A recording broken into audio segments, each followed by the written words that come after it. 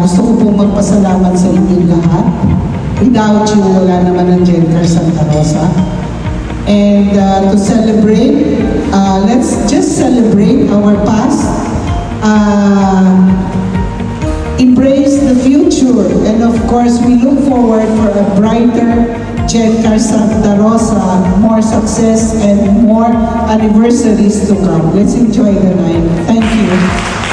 I can't believe na 8 years na pala ang Santa Rosa. Parang hindi na toddler eh. Parang a young child na makulit. And I think that describes Santa Rosa well. Kasi whenever I arrive here, whenever I visit, damdam ko talaga yung saya sa SUC Santa Rosa. Hindi lang sa workspace, pero kundi sa mga tao rin.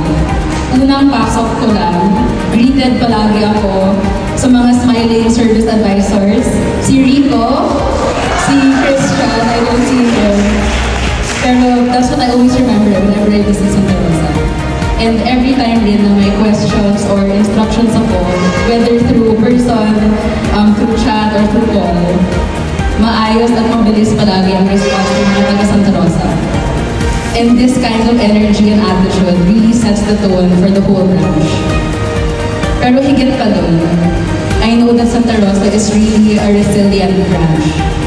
Kahit ang hirap na, kahit patong-patong na ang mga deadlines, kahit sabay-sabay na ang mga problema, you always find a way. And you always do it calmly, and even with a smile. I don't know how you do it, pero palaging masaya yung energy niyo. And that is real grit and resilience. Hindi lang sa trabaho, kundi sa kung paano ninyo hinaharap. So because of that, on behalf of my grandfather, my dad, and the whole Cabangon family, gusto kong magpasalamat sa inyong lahat. Thank you also to our Vice President of Region 4 Operations, the mommy of Santa Rosa, Beth.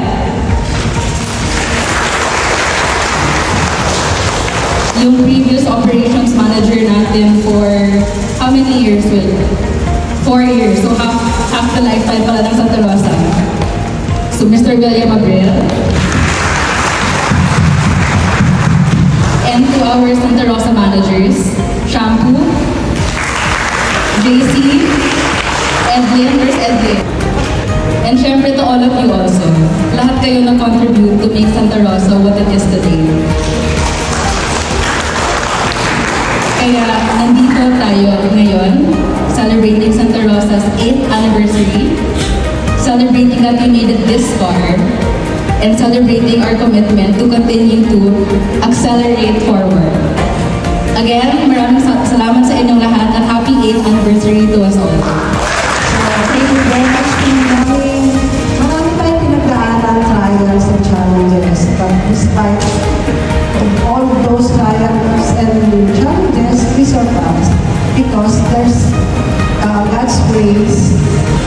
Hindi tayo pinabayaan. And despite of all that, He never fails to reward us. Kaya maraming salamat sa ating Diyos at saka sa mga blessing na natatanggap natin. Di ba na ang bigay na sa atin, hindi lang for money, but also for good